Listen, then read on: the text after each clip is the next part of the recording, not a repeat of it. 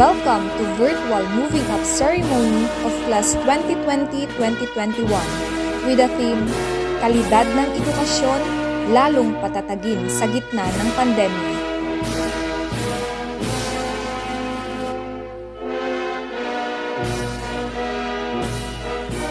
Mga kababayan, ang pambansang awit ng Pilipinas.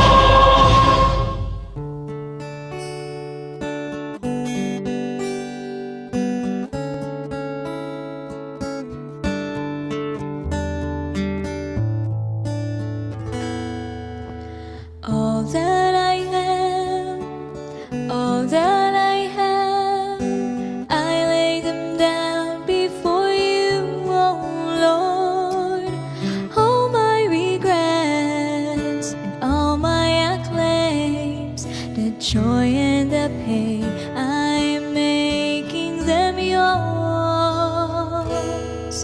Lord, I offer my life to you, everything I've been through.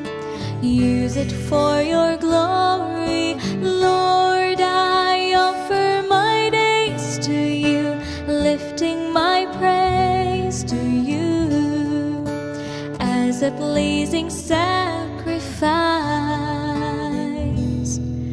Lord, I offer you my life.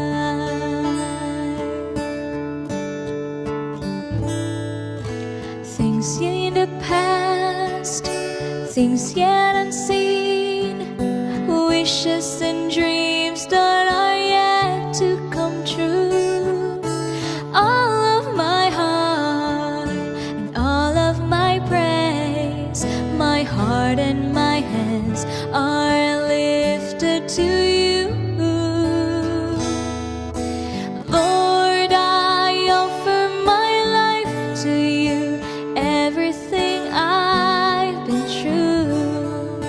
Use it for your glory. Lord, I offer my days to you, breathing my praise to you as a pleasing sacrifice. Lord, I offer you my life.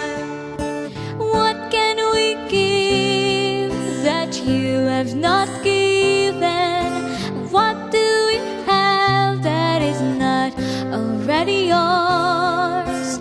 All we possess that is not worth living, and that's what we give to you, Lord. Lord, I offer my life to you, everything I've been through. Use it for your glory. Lord, I offer my days to you, lifting my praise to you as a pleasing sacrifice. Lord, I offer you my life. Lord, I offer you my life.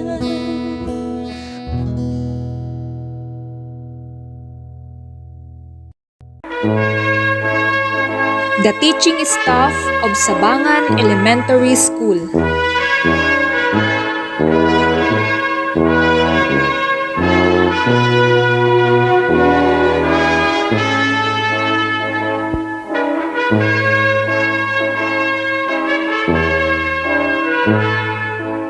Let us lend our ears to our School Principal 1, Ma'am Cheryl R. Valdez, for her welcome remarks and presentation of School's report card.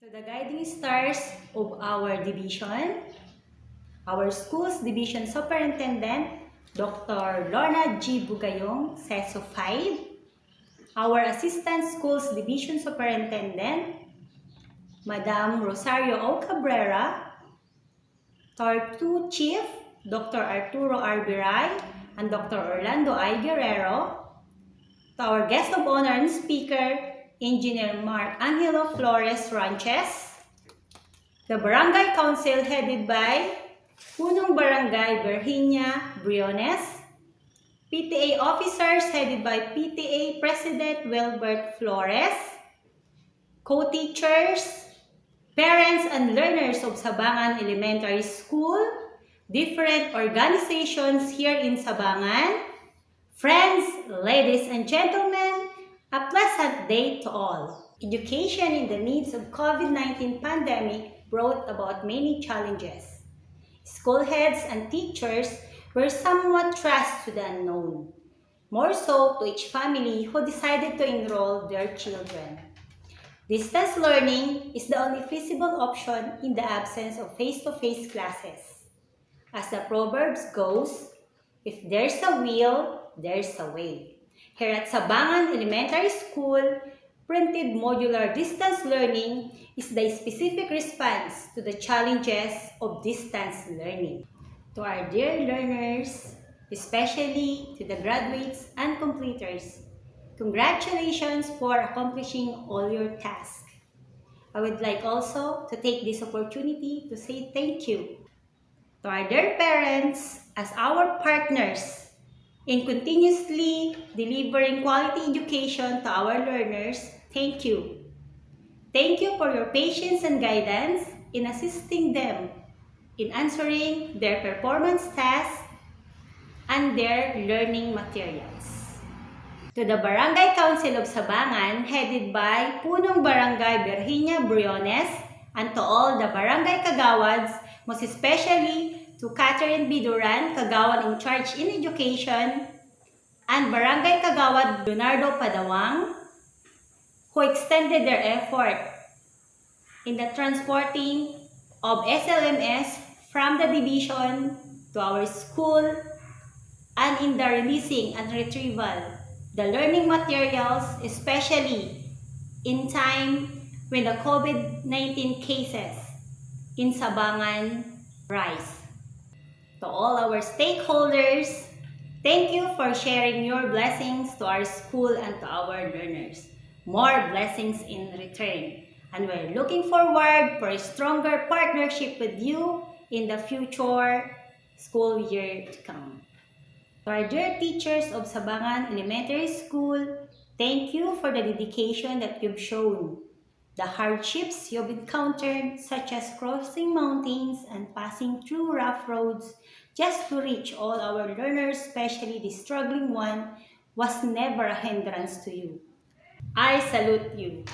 Once again, congratulations, dear graduates and completers. And now, I formally welcome you to the second virtual graduation and moving up ceremony of school year 2020-2021 of Sabangan Elementary School. God bless and keep safe always.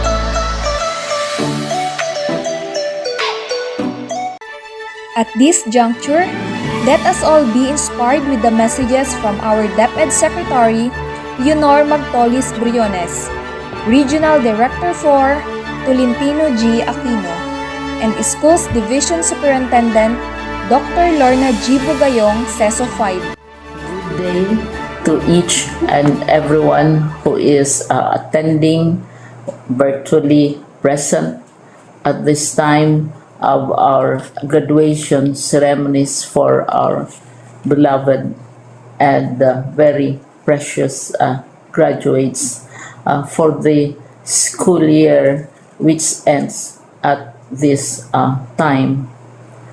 First of all, I'd like to greet the parents and family members without whose sacrifices, whose reminders, and whose participation in the learning process for our graduates have resulted in this culmination program. This year, your role has changed drastically, where we've always believed that the matter of educating our children rests nearly exclusively on our teachers and our staff.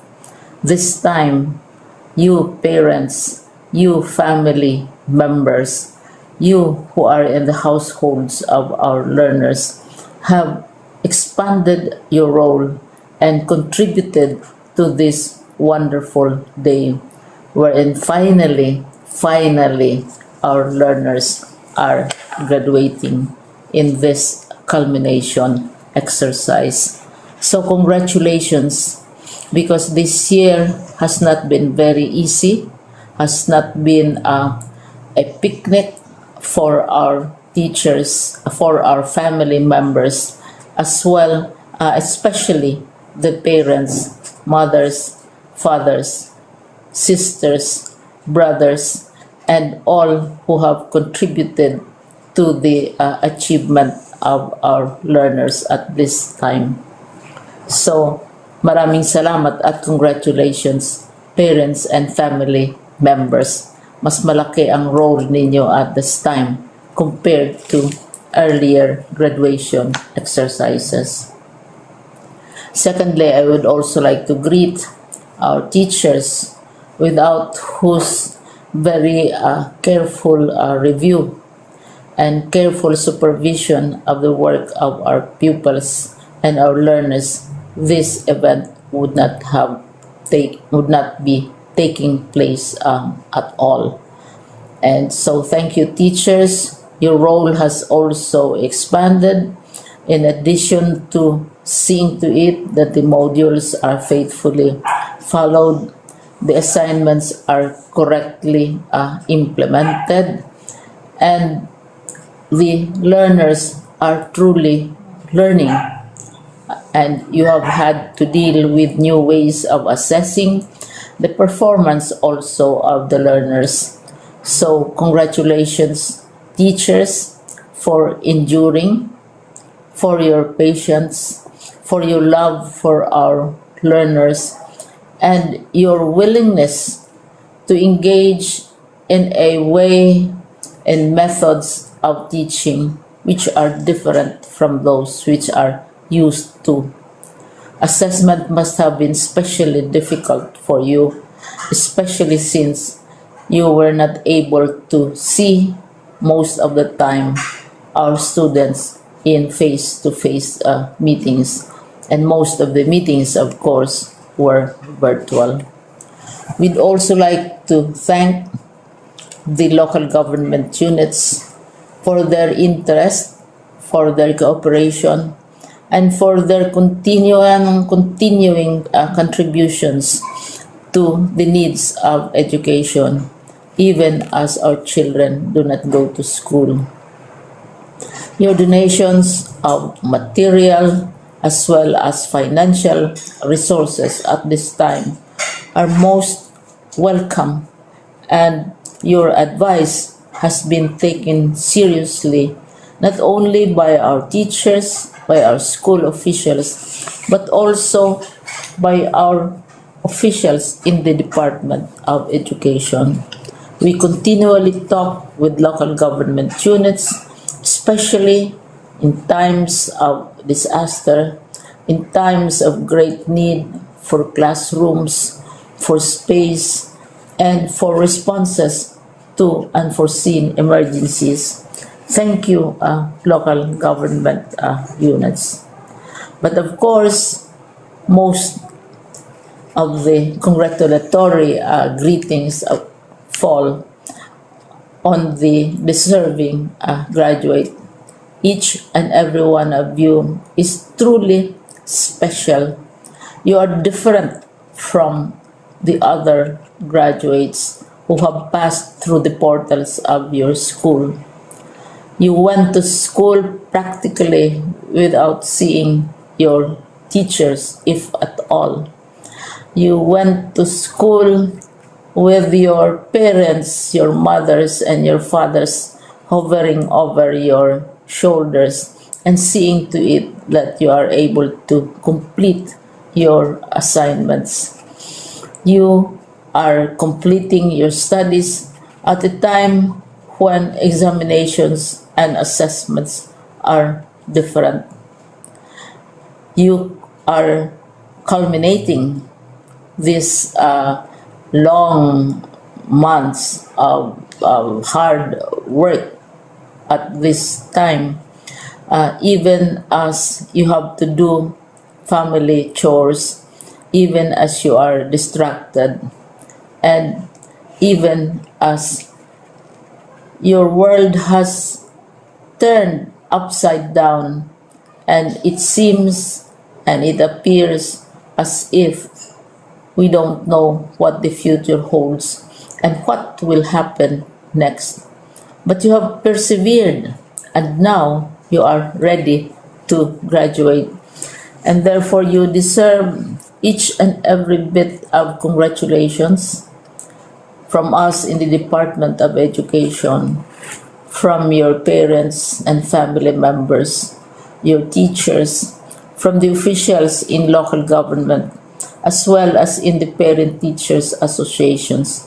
You deserve each and every single congratulatory pat on your back, each hug virtually, of course, and each greeting, which I am sure you are also receiving virtually.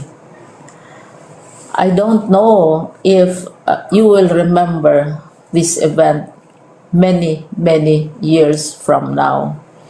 I have tried to recall myself who our graduation speaker was when I finished high school and when I finished my college studies.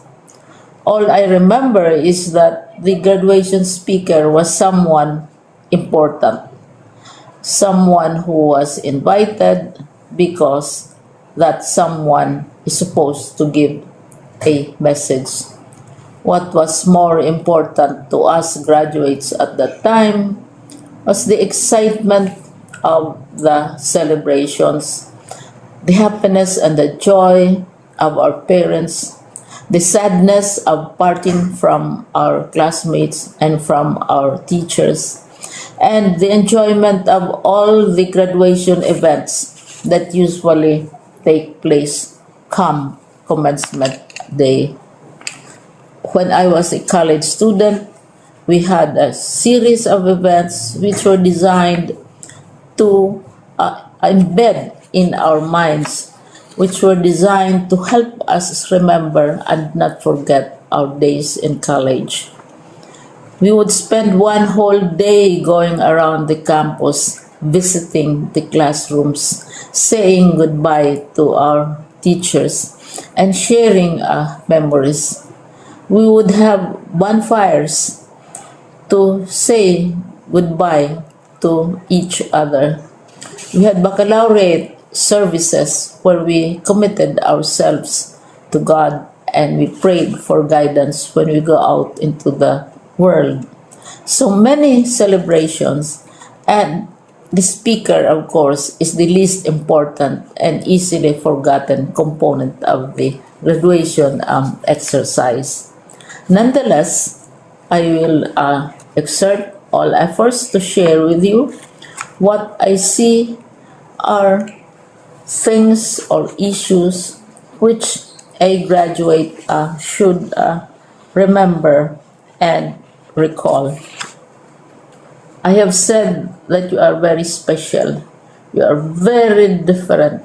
You are pioneering. There has been no other class like your class. There has been no other graduate like you as a graduating student, because you are the very first graduate of the blended learning response to education in the Philippines. And so you ask yourself, what awaits you in the world outside? You can either work, because the kind of curriculum you survived and underwent as a student will enable you to go to work if you wish to go to work. Some of you will proceed to further studies, and this would be a wonderful thing, because there are many opportunities for further expanding your knowledge, for further answering and looking for explanations of issues, events that make you curious, especially in science, in technology, and also in the arts.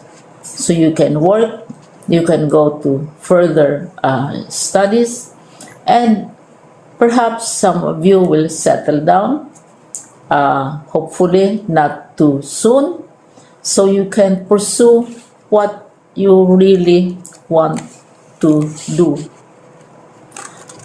So today, this is why we call this exercise a commencement exercise.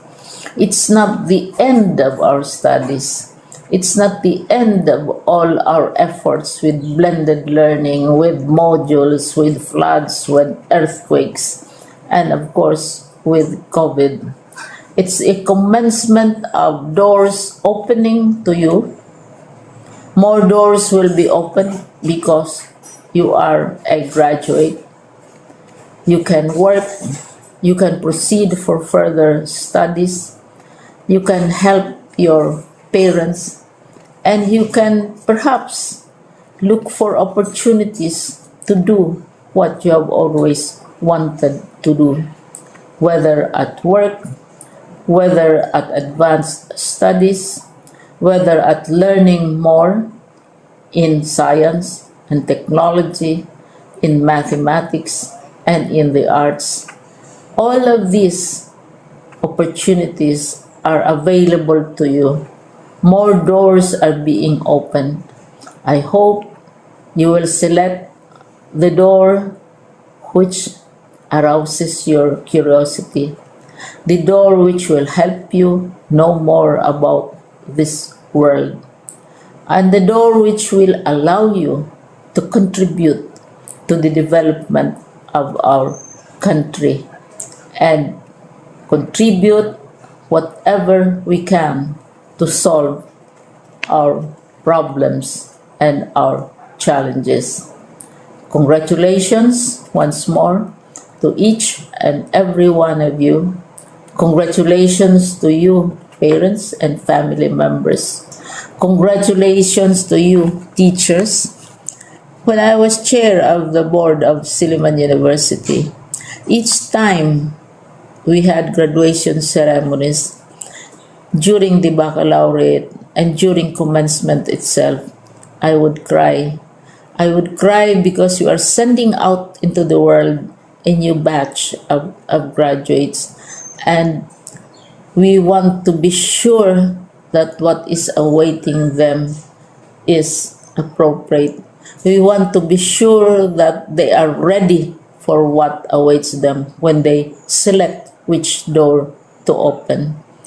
And so we tell you, go out to the world, do whatever you want to do. God be with you, and be sure, be assured that all of us love each and every one of you. Congratulations. It is with great pleasure and admiration that I convey my best wishes and profound felicitations to all the graduates, completers, and academic awardees of the school year 2020-2021. The efforts you have exerted to accomplish your academic tasks in the difficult times are something worthy of praises.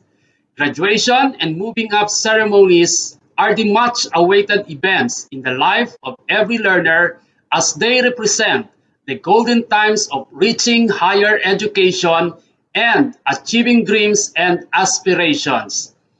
Definitely, the road you have taken is rough, but all the struggles are worth considering as they are the first few steps that will define your future success. Indeed, finishing this challenging school year during these trying times of COVID-19 pandemic is remarkable since it has been inevitable to face and accept the new normal landscape of education. It has been a school year of extraordinary hard work, dedication, and passion for all school leaders, teachers, learners, and parents in dealing and coping with chosen learning delivery modality to meet the most essential educational requirements. While it is admittedly difficult, you may take it positively as you have been given the opportunity to adapt to difficulties that have strengthened your innate potentials.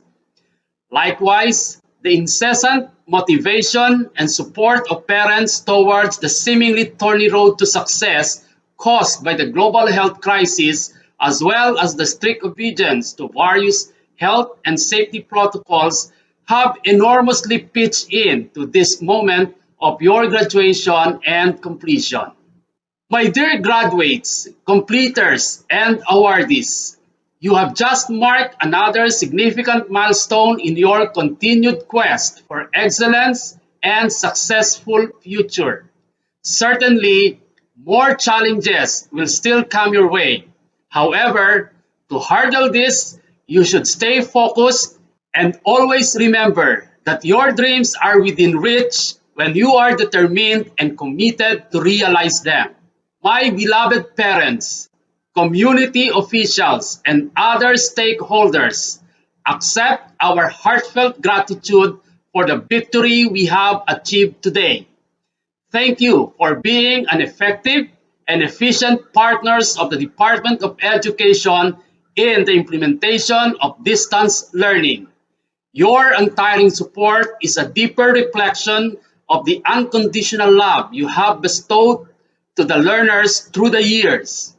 Undoubtedly, you have greatly taken part in realizing the goals and objectives of DepEd's pivot to quality education under the Sulong Educalidad program.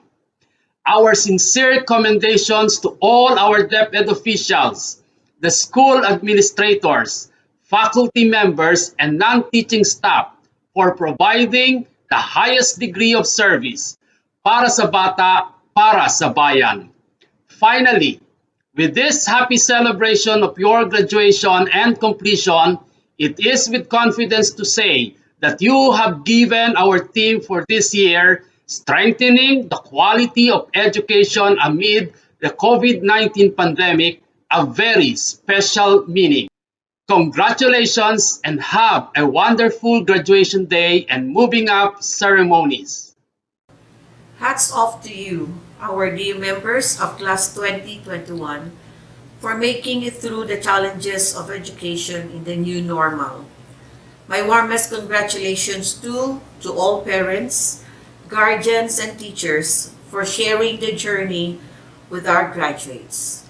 While the COVID-19 health pandemic has brought abrupt and overwhelming changes into the lives of many, it is remarkable that you have gone this far.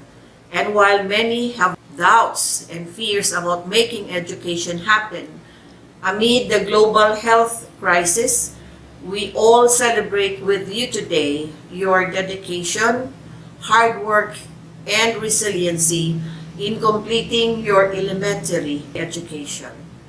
Your diploma is a testament of the hard labor you have put into just to reach this far. In you, our mission to make education continue is realized. We were witnesses to how you struggled hard to achieve your goals. And though it was difficult trail, your determination to outdo yourselves and exceed your limitations helped you pull through the toughest days, weeks, and months of distance learning. Today is your time to harvest the fruit of your toil, and you deserve a salute from all of us. Your graduation, through the laborious work you have endured with your parents, guardians, and teachers, made this year's graduation theme, Kalidad ng Edukasyon, lalong patatagin sa gitna ng pandemya, come into fruition as you have remarkably survived a school year like no other, a school year of many things and of many new educational breakthroughs. Your SDO Alaminos City wishes you all the best as you embark into a new stage of your lives in high school. Go forth, our dear graduates, and bloom where you are planted. It is my pleasure to introduce our guest of honor and speaker. Our guest of honor and speaker is the son of Mr. David Casipit Ranches Jr. and Mrs. Virginia Flores Ranches. He is a certified professional agricultural and biosystems engineer. He is presently residing at Barangay Sabangan, Alaminos City, Pangasinan. Our guest of honor and speaker finished his elementary education at Sabangan Elementary School as class valedictorian for the school year 2007 to 2008. He finished his secondary education at the Alaminos City National High School as first honorable mention for the school year 2011 to 2012. Our guest of honor and speaker took up his college education at the University of the Philippines, Los Baños, Laguna, with a degree course of Bachelor of Science in Agricultural and Biosystem Engineering, major in Agricultural Power and Machineries Engineering, as cum laude at the school year 2012 to 2017. At present, he is taking his master's degree at the University of the Philippines, Los Baños, Laguna. Master of Science in Agricultural Engineering, major in Agricultural Power and Machineries Engineering, minor in Environmental Sciences. He also took up other relevant courses related to his course, such as Agricultural and Biosystems Power Engineering, Computer Applications in Engineering, Design of Wind and Microhydro Systems, Electrical System Design for Biosystems Structures, Engineering Shop, Environmental Control Engineering, Machine Design in Bioproduction Systems, Manufacturing Processes, Mechatronics for Agricultural and Biosystems, and Systems Evaluation and Operations Research. Ladies and gentlemen, our guest of honor and speaker, Engineer Mark Angelo Flores Ranches. Sa ating punong guro, Ginang Cheryl R. Valdez, sa mga guro, mga magulang, sa lahat ng dumalo, at lalong-lalo na po sa lahat ng magtatapos mula sa paaralang elementarya ng Sabangan. Isang mapagpalang araw po sa ating lahat. Nagpapasalamat po ako sa Sabangan Elementary School sa pagbibigay sa akin ng opportunity para maging guest speaker. So, isa po itong malaking karangalan para sa akin. So, estudyante po ako ng Sabangan Elementary School mula prep hanggang graduate ng grade 6. Isa po itong napakasayang experience. Kasi mula prep hanggang grade 6, di ba? Diretso. So, noong prep po ako, ang teacher ko si Madam Lala. So, hello, Madam. Dito po, sobrang nahirapan ako talaga sa subtraction. Talagang hirap na hirap po ako matuto noon, pero si Madam Lala hindi tumigil. Talagang hindi siya tumigil hanggat hindi ako matuto. So, nagpapasalamat po ako kay Ma'am. So, ang dami pong experience. Pero ang highlight po talaga nung pagiging estudyante ko dito ay yung drama competition. So, dito po, nung grade 2, nagsimula akong maging nakipagkompetensya sa dama mula grade 2. So, nakarating kami kung saan-saan yung isa sa vegan, siyempre. Yung sa regional, yun hindi makakalimutan kasi regional competition yun eh. So, ang layo ng biyahe sa vegan. Talagang nahilo ako tapos nagsuka pa sa biyahe. So, ayun, ang daming experience po. So, kasama ko dun yung lola ko na nakipag-competition. So, lagi niya akong sinasamahan dati mula grade 2 hanggang makapagtapos na sa grade 6. So, sumasali rin kami sa ibang contest, kagaya ng sa math, sa science, kahit sa Boy Scout. So, sa Boy Scout talaga, ang saya kasi ang daming experience eh. So, number 1 doon yung choir competition. So, di ba, ang weird, di ba, kasi Boy Scout tapos ang competition is choir. Pero nag-enjoy kami doon kasi ang ang theme nun ay Christmas. So Christmas jingle ata yun yung parang hindi ko sure kung nanalo kami pero masaya po doon. So ang galing pa naman kumanta eh kaya ang feeling ko nanalo kami doon eh. So, pero hindi lahat ng experience po sa elementary ay puro lang sa academics. So, isa sa mga nagpapasaya syempre sa mga estudyante ay yung marinig ang batingting pag recess. So, yung batingting kasi dati nakasabit lang sa may malapit sa grade 3. So, ang saya noon pag naririnig yung batingting kasi naglabasan yung mga estudyante. Pero syempre mas masaya doon kapag ikaw mismo yung magpapabatingting. So may hawak kaming bakal no na hindi ko pero medyo mahabang bakal. Tapos steel rod bakal. So dadali mo yung bakal, madala-dala kang bakal, lalapit ka sa batingting, tas babatingtingin mo 3 beses. So ang saya, isa yun sa mga masayang experience eh. Kasi magbabatingting ka, tapos maglalabasan yung mga estudyante, so para kang boss, di ba? So, ayun. So, pagka-recess nun, lalabas mga estudyante, takbo agad sa kantin, sa loob. May kantin din sa labas, tapos meron pa dun sa may mas malayo, sa may waiting shed. Sa layo, kung tawagin. Di actually. Kaya siguro layo yun, kasi malayo eh. Ayun, so syempre, hindi lang yun ang inaabangan ng mga estudyante pag recess at lalo-lalo na sa lunch break. So, pag lunch break o kaya pag recess, syempre hindi mawawala yung laro. Diba? So, ang daming laro nun na sumisikat. Tapos, pinag-aawayan pa minsan. At hindi po ito yung laro sa cellphone kasi sobrang dalang pa nung mga Android phones noon eh. Hindi, wala pa nga atang Android phones noon eh. Yung keypad phone, may laro na yun pero sobrang dalang lang ng may keypad phone. Parang isa o dalawa lang, so bilang mo sa kamay, di ba? So, hindi yun yung tinutukoy ko. Ang tinutukoy ko ng laro dati, mga trumpo, jolen, text. Yung text, yung hindi sa cellphone din yun. Yung text, yung maliliit na square na papel, tas may picture. Yun. Tapos meron pang paway, yung sa tsinelas, yung butterball. Saka yung lastiko, karate, yung karate talaga, yung sipaan talaga. Minsan may umiiyak pa pag uwi kasi sobrang sakit ng sipa. Ayun. Tapos mayroon pang habulan. Tapos mga langit lupa, mga ganyan, mga tayaan.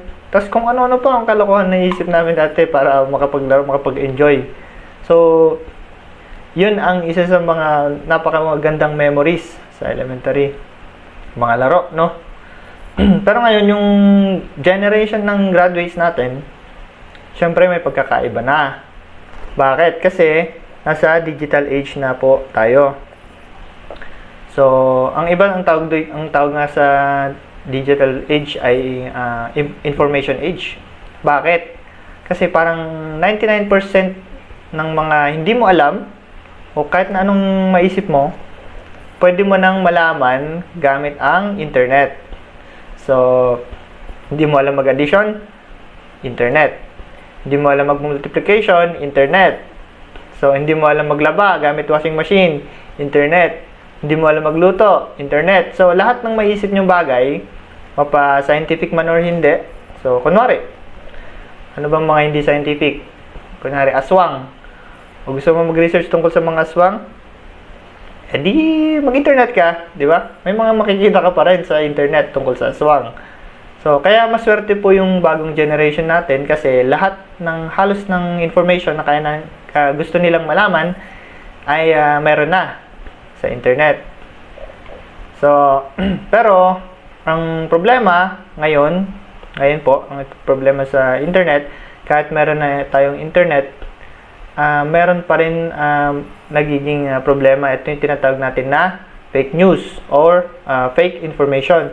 So, isa ito sa mga napakalaking issue ngayon sa online. Kasi ako mismo may mga Facebook friends ako na nagsishare ng fake news. So, yun po ang iwasan natin. Fake news or fake information. So, yung isa sa mga malalaking issue ngayon sa internet, yun talaga, fake news. So, hindi nga din naman natin talaga maiiwasan yun dahil pandemic, so madami umasa sa internet. Kahit mga estudyante, di ba? Mga estudyante ngayon, may hindi sila alam sa module. Di ba? Magsisearch lang sa internet. So, kahit ganun, iiwasan na talaga natin tong mga fake news. So, paano ba natin magagawa yon? So, isa lang pong advice sa mga estudyante, at lalong-lalo na sa mga ibang viewers, yung mga nanonood ngayon. So, please lang, matuto tayong sumala ng totoo at hindi totoong impormasyon. Kasi nakakasira yun nakakasira yun sa information age, di ba? Information age tayo, pero isipin mo, may mga maling information na kumakalat. So, hindi po dapat ganon. So, paano ba natin maiwasan yon? So, ito advice lang sa mga sa mga manonood. So, paano natin maiwasan ng fake news?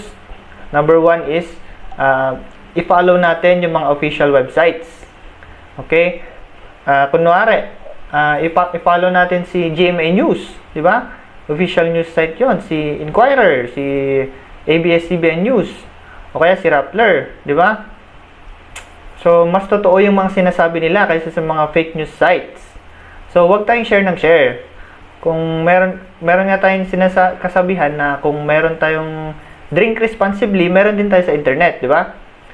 Yun ay think before you click. So, yun talaga ang isa sa mga dapat nating pinapairal sa paggamit ng internet. So, think before you click. So, anong importansya nito? So, kunyari, nagre-research ang mga estudyante natin, di ba? Kahit sa Google, hindi lang po ito sa Facebook, kahit sa Google. So, mag-research yung estudyante, tapos may nakita siya, agad-agad niya clinic, tapos hindi niya sinala information. So, may possibility na mali yung information na nakuha niya. So, paano natin maiwasan to? Pangalawa to, ay dapat mag-search sa iba't ibang website. Ayun po. Sa mga estudyante natin ngayon, lalo-lalo na sa mga gagraduate at magiging high school na, so maging responsible po tayo sa mga nire-research natin. So, wag kang umasa sa isang website lang. Pagka-click mo ng isa, i-click mo pa ulit yung susunod. Para makita mo kung pare-pareho ba yung sinasabi nila. Huwag tayong umasa sa mga... Huwag na tayong magmadali, no?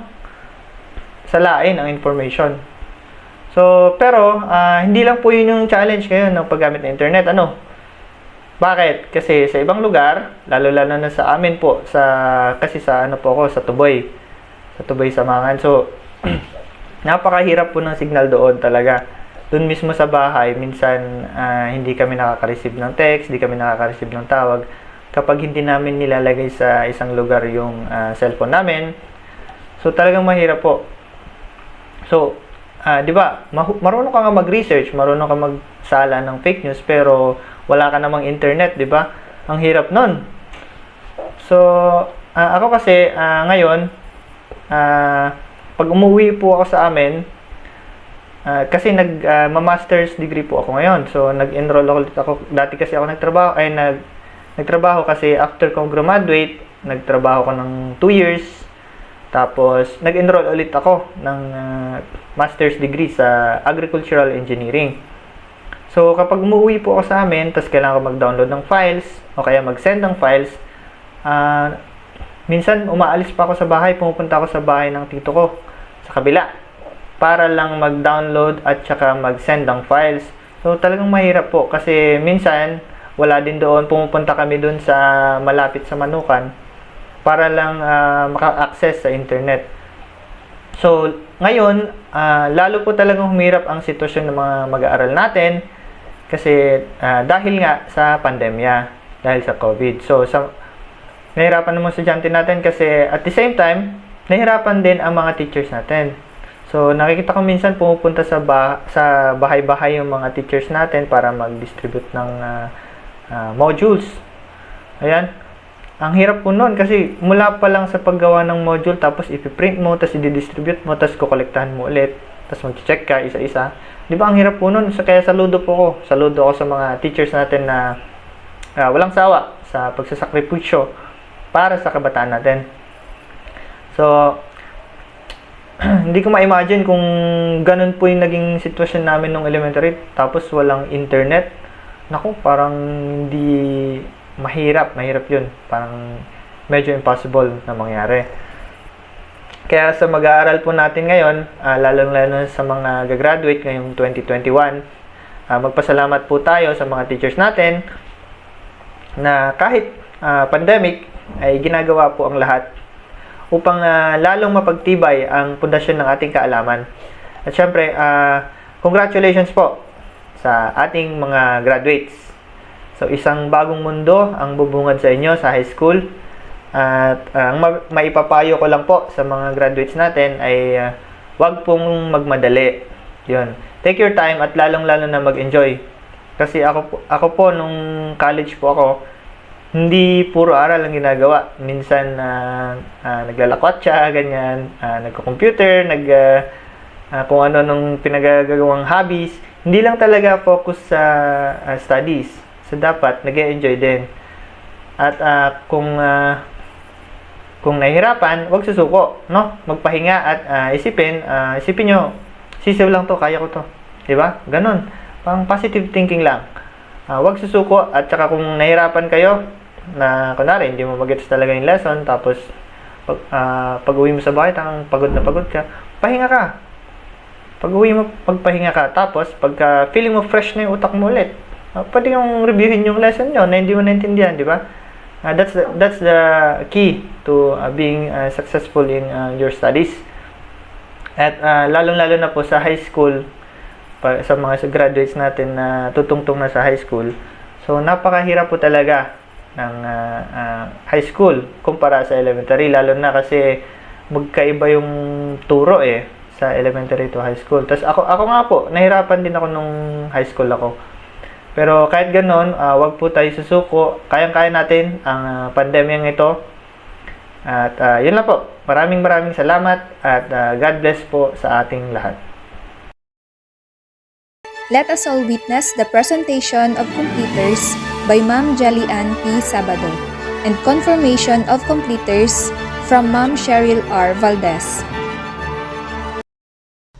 To our beloved principal, Dr. Cheryl R. Valdez, I, Jelly-Ann P. Sabado, have the honor to present to you 33 boys and 23 girls with a total of 56 candidates for completion, who satisfactorily completed all the requirements prescribed by the Bureau of Department of Education, and I hereby petition for their completion this 17th day of July 2021. By virtue and authority vested in me as the school head of Sabangan Elementary School, I hereby accept and confirm the candidates of completion for the school year 2020-2021. Consists of 33 males and 23 females, a total of 56. Are satisfactorily completed all the requirements prescribed by the Department of Education under the new normal. You are now worthy to receive your certificate of completion. Congratulations! Ladies and gentlemen, the completers of class 2020-2021.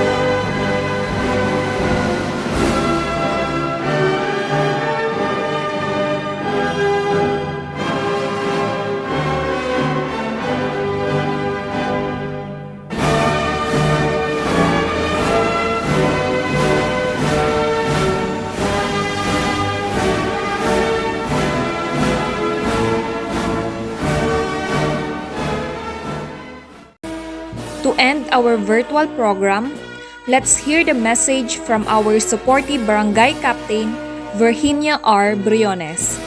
Mapagpalang araw sa ating lahat. Ako magbigay ng konting mensahe.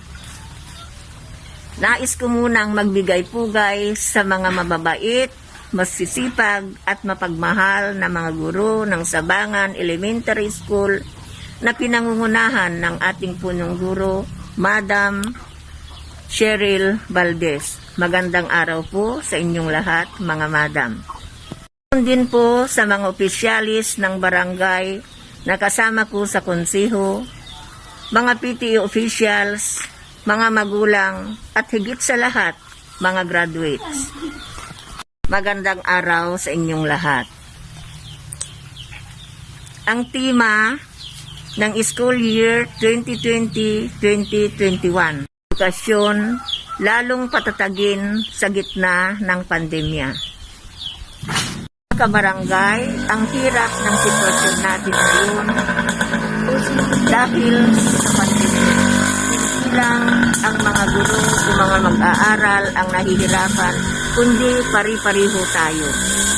Kahalagaan ng edukasyon, ang gobyerno o ang departamento ng edukasyon ay gumawa ng paraan parang may pagpatuloy ng ating mga anak ang kanilang pag-aaral. Ganyan kahalaga ang edukasyon. Ang ating mga guro ay ginagawa nila ang kanilang tungkulin sa ating mga anak kahit na sila ay nahihirapan.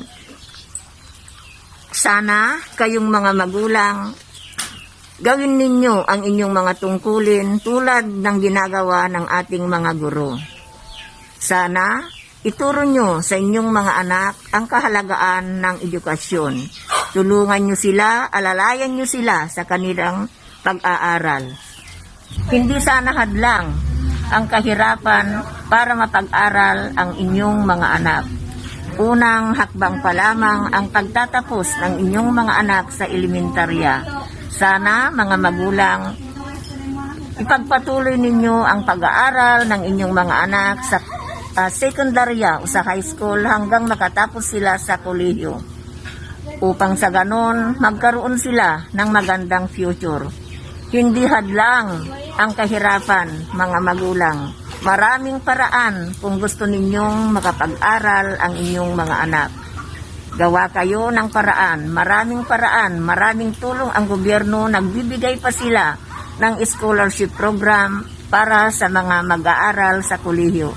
Sana'y huwag niyong ipagkait ang pag-aaral at magandang kinabukasan ng inyong mga anak. Graduates, ipagpatuloy ninyo ang inyong pag-aaral, huwag kayong magtamad-tamaran sa pag-aaral. Alalahanin ninyo na kayong mga kabataan ang pag-asa ng masa. Sana'y ang interes ng mga magulang, ang interes ninyong mga anak ay magkasama para matupad ang inyong mga pangarap sa buhay na magkaroon ng magandang future. Mga kabarangay, mga magulang, manampalataya tayo sa Panginoong Diyos, magtiyaga, magtrabaho at magtulungan para sa ikabubuti nating lahat. At sundin natin ang health protocol para maiwasan ang COVID-19 pandemic. Muli, congratulations graduate. Mabuhay tayong lahat at God bless us.